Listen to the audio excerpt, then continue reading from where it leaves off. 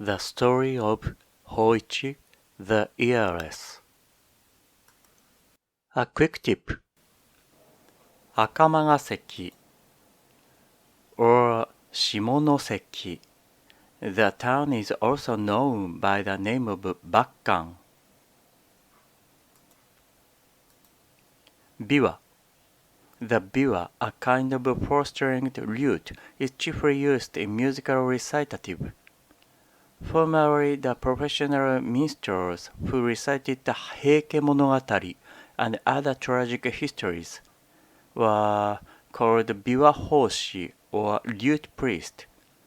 The origin of this appellation is not clear, but it is possible that it may have been suggested by the fact that lute priests, as well as brand shampooers, had their heads shaven, like Buddhist priests.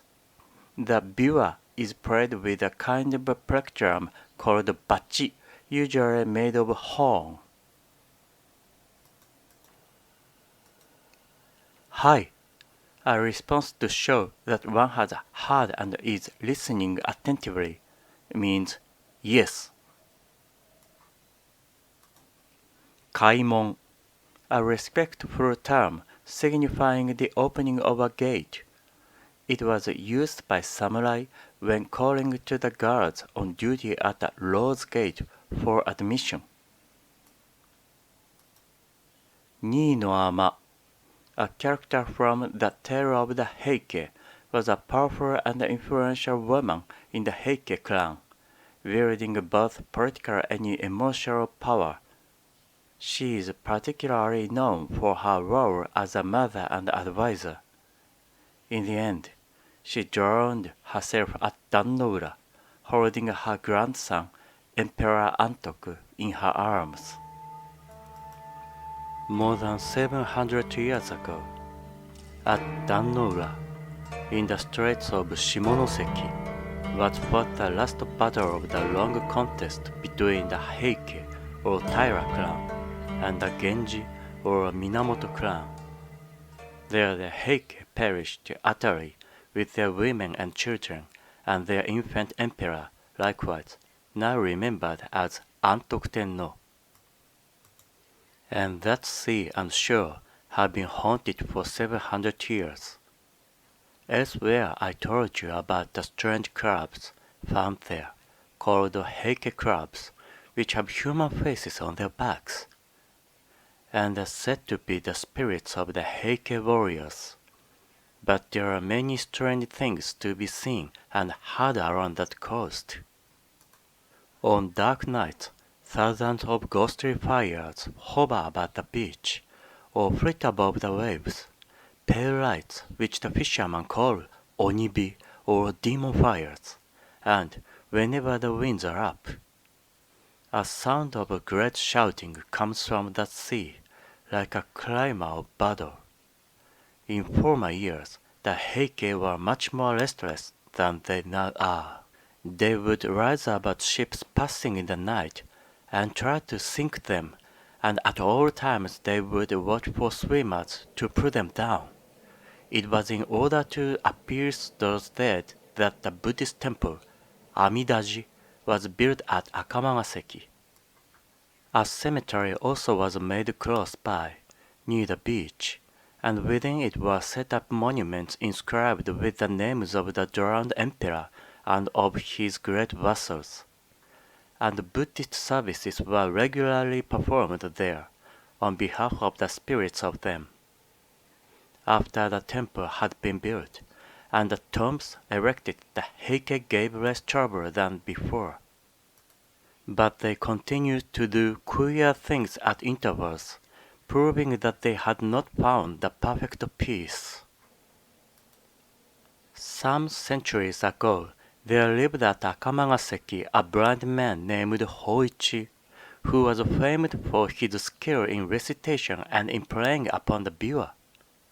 From childhood, he had been trained to recite and to play, and while yet a lad he had surpassed his teachers.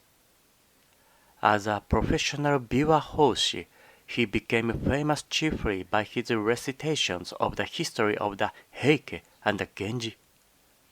and it is said that when he sang the song of the Battle of Dan-no-ura, even the goblins could not refrain from tears.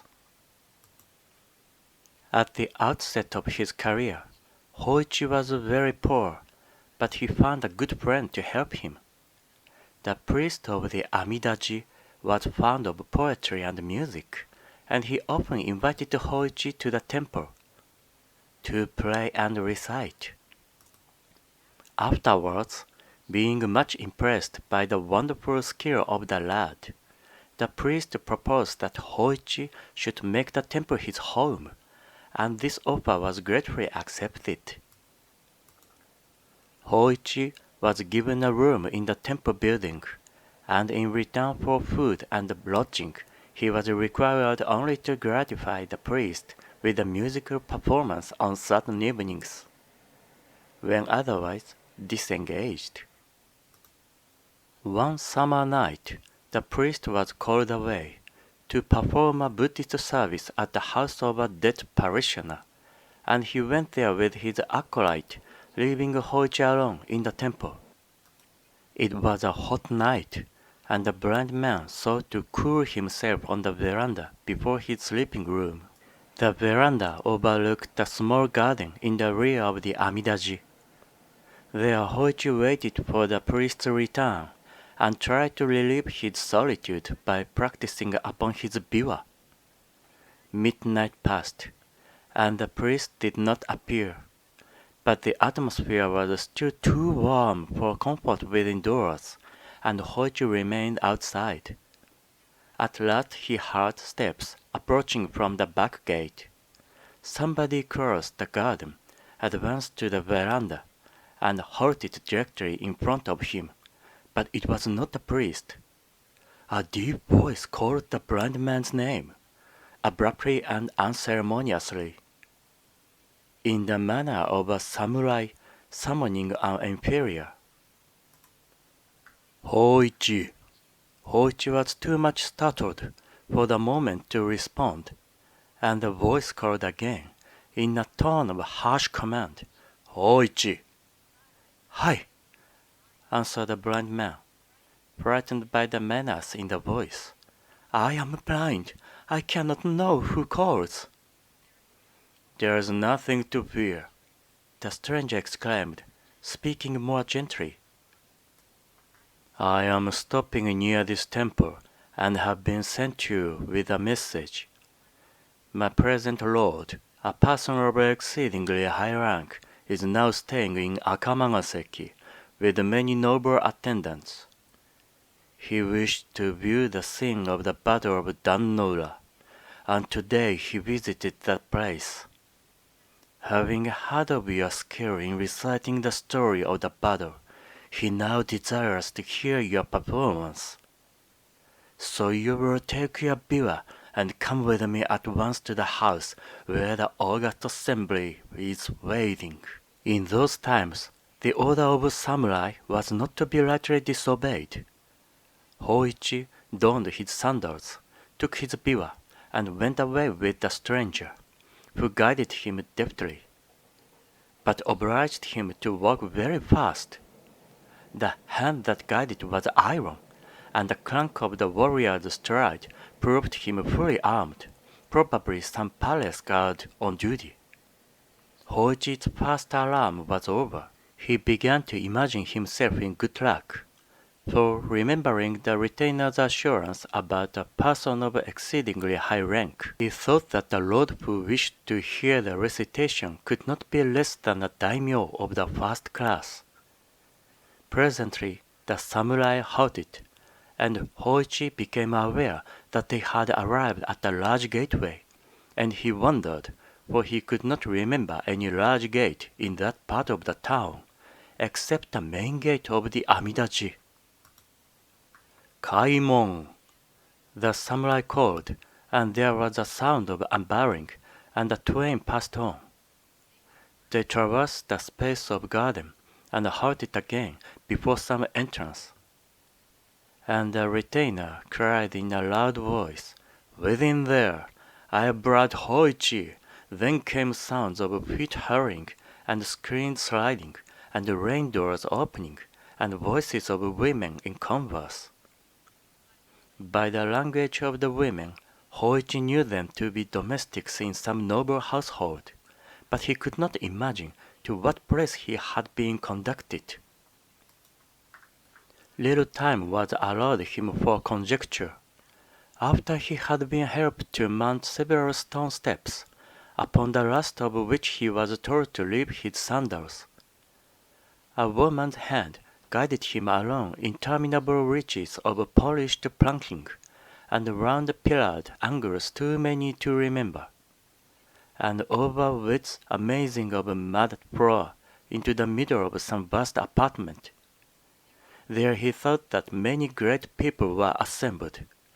The sound of the rustling of silk was like the sound of leaves in the forest.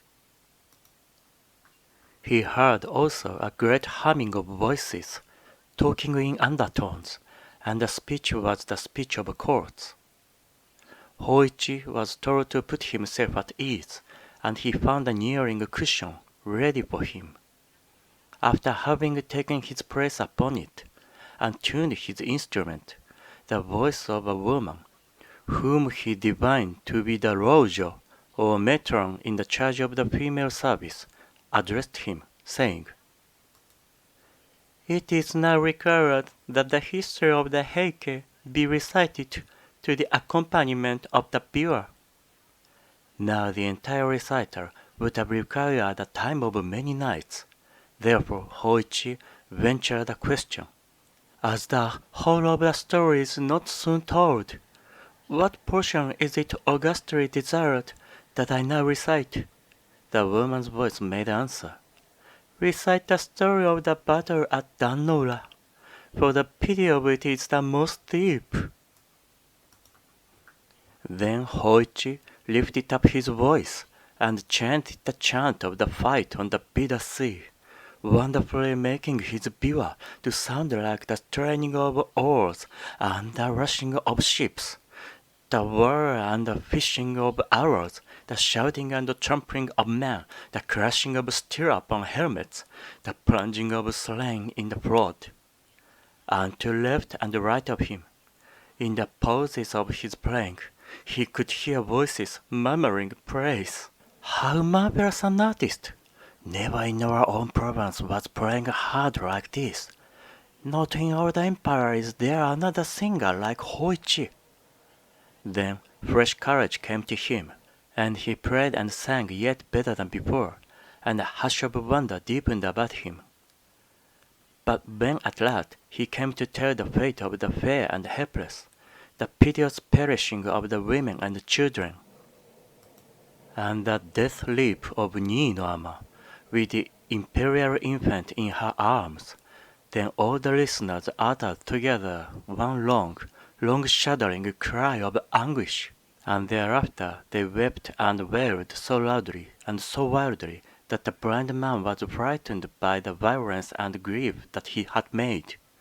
For much time the sobbing and the wailing continued, but gradually the sounds of lamentation died away, and again, in the great stillness that followed, Hoichi heard the voice of the woman whom he supposed to be the Rojo. She said, "Although we had been assured that you were a very skillful player upon the biwa, and without an equal in recitative, we did not know that anyone could be so skillful as you have proved yourself tonight. Our Lord has been pleased to say that he intends to bestow upon you a fitting reward, but he desires that you shall perform before him once every night for the next 6 nights, after which time he will probably make his august return journey. Tomorrow night, therefore, you are to come here at the same hour. The retainer who tonight conducted you will be sent for you. There is another matter about which I have been ordered to inform you. It is required that you shall speak to no one of your visits here.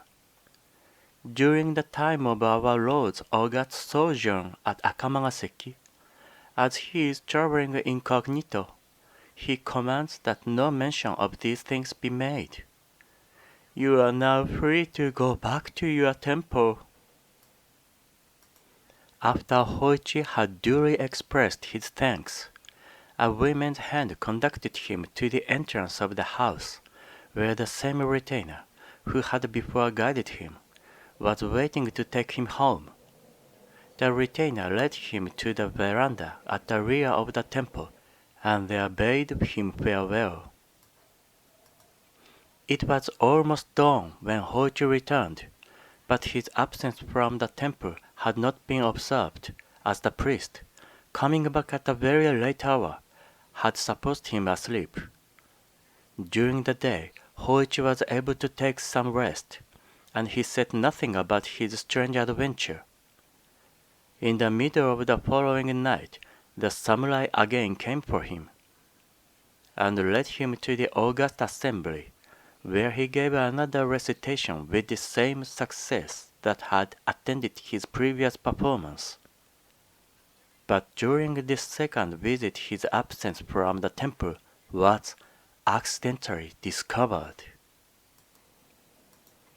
And after his return in the morning, he was summoned to the presence of the priest, who said to him in a tone of kindly reproach, "We have been very anxious about you, friend Hoichi. To go out, blind and alone, and so late an hour is dangerous. Why did you go without telling us? I could have ordered a servant to accompany you. And where have you been?" Hoichi answered, evasively, "Pardon me, kind friend. I had to attend to some private business, and I could not arrange the matter at any other hour." The priest was surprised, rather than pained, by Hoichi's reticence. He felt it to be unnatural and suspected something wrong. He feared that the blind lad had been bewitched or deluded by some evil spirits. He did not ask any more questions, but he privately instructed the manservants of the temple to keep watch upon Hoichi's movements, and to follow him in case that he should again leave the temple after dark. On the very next night, Hoichi was seen to leave the temple, and the servants immediately lighted their lanterns and followed after him. But it was a rainy night and very dark, and before the temple folks could get to the roadway, Hoichi had disappeared. Evidently he had walked very fast, a strange thing, considering his blindness, for the road was in a bad condition. The man hurried through the streets, making inquiries at every house which Hoichi was accustomed to visit, but nobody could give them any news of him. At last, as they were returning to the temple by way of the shore, they were startled by the sound of a biwa furiously played in the cemetery of the Amidaji. Except for some ghostly fires, such as usually flitted there on dark nights, all was blackness in the direction. But the men at once hastened to the cemetery, and there, by the help of their lanterns, they discovered Hoichi sitting alone in the rain before the memorial tomb of Antoku Tenno, making his biwa resound, and loudly chanting the chant of the Battle of Dannoura. And behind him, and above him, and everywhere above the tombs, the fires of the dead were burning like candles. Never before had so great a host of onibi appeared in the sight of a mortal man. "Hoichi-san! Hoichi-san!" the servants cried. "You are bewitched! Hoichi-san!" But the blind man did not seem to hear. Strenuously he made his biwa to rattle and ring and clang. More and more wildly he chanted the chant of the Battle of the Dannoura. They caught hold of him. They shouted into his ear, "Hoichi-san! Hoichi-san!" come home with us at once."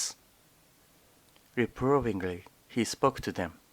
"To interrupt me in such a manner before this august assembly will not be tolerated."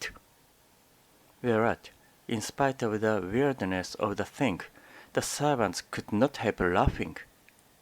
Sure that he had been bewitched, they now seized him and pulled him up on his feet and by main force hurried him back to the temple, where he was immediately relieved of his wet clothes by order of the priest, and reclad and made to eat and drink. Then the priest insisted upon a full explanation of his friend's astonishing behavior. Hoichi long hesitated to speak, but at last, finding that his conduct had really alarmed and angered the good priest, he decided to abandon his reserve, and he related everything that had happened from the time of the first visit of the samurai. The priest said, "Hoichi, my poor friend, you are now in great danger. How unfortunate that you did not tell me all this before. Your wonderful skill in music has indeed brought you into strange trouble. By this time you must be aware that you have not been visiting any house whatever, but have been passing your nights in the cemetery, among the tombs of the Heike, and it was before the memorial tomb of Antok Tenno that our people tonight found you, sitting in the rain. All that you have been imagining was illusion, except the calling of the dead. By once obeying them, you have put yourself in their power. If you obey them again, after what has already occurred, they will tear you in pieces. But they would have destroyed you sooner or later.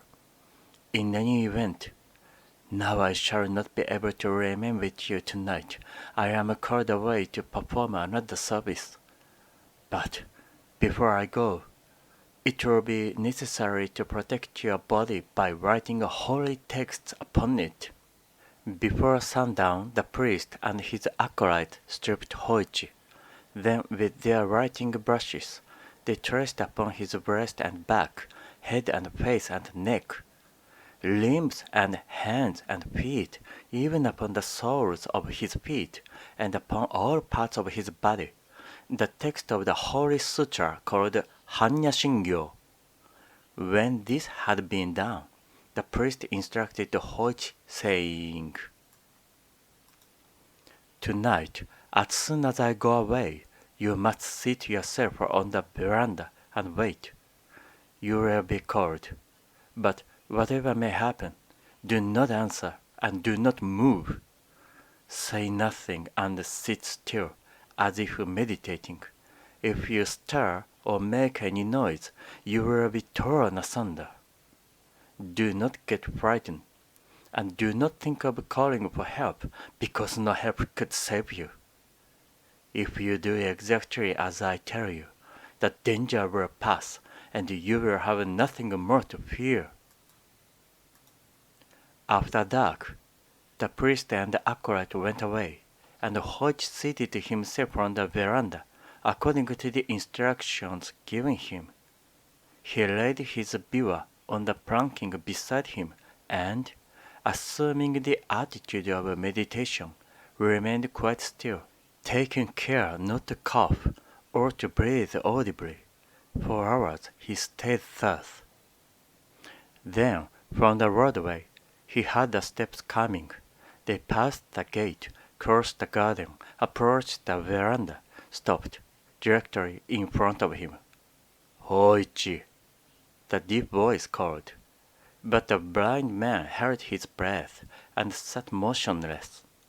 "Hoichi," grimly called the voice a second time. Then a third time, savagely, "Hoichi!" Hoichi remained as still as a stone, and the voice grumbled, "No answer. That won't do. Must see where the fellow is." There was a noise of heavy feet mounting upon that veranda. The feet approached deliberately, halted beside him. Then, for long minutes, during which Hoichi felt his whole body shake to the beating of his heart, there was dead silence. At last a gruff voice muttered close to him, "Here's the biwa, but of the biwa prayer I see only 2 ears." So that explains why he did not answer. He had no mouth to answer with. There was nothing left of him but his ears. Now to my lord those ears will take, in proof that the august commands have been obeyed, so far as was possible. At that instant Hoichi felt his ears gripped by fingers of iron and torn off.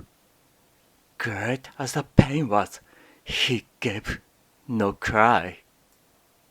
The heavy footfalls receded along the veranda, descended into the garden, passed out to the roadway, ceased.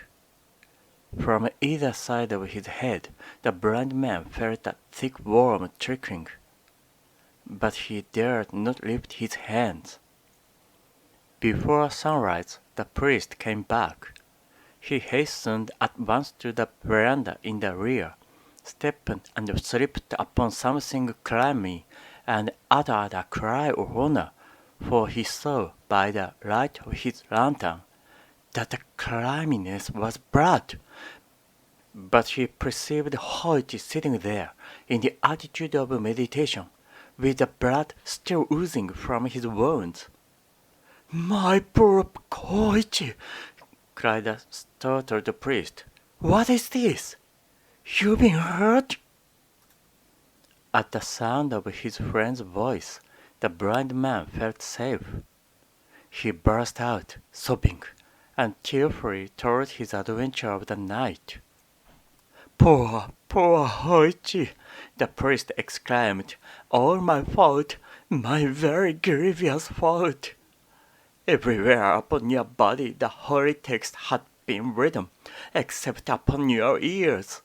I trusted my acolyte to do that part of the work, and it was very, very wrong of me not to have made sure that he had done it. Well, the matter cannot now be helped. We can only try to heal your hurts as soon as possible. Cheer up, friend. The danger is now well over. You will never again be troubled by those visitors." With the aid of a good doctor, Hoichi soon recovered from his injuries. The story of his strange adventure spread far and wide and soon made him famous. Many noble persons went to Akamagaseki to hear him recite, and large presents of money were given to him, so that he became a wealthy man. But from the time of his adventure, he was known only by the appellation of Mimi-nashi Hoichi, Hoichi the Earless.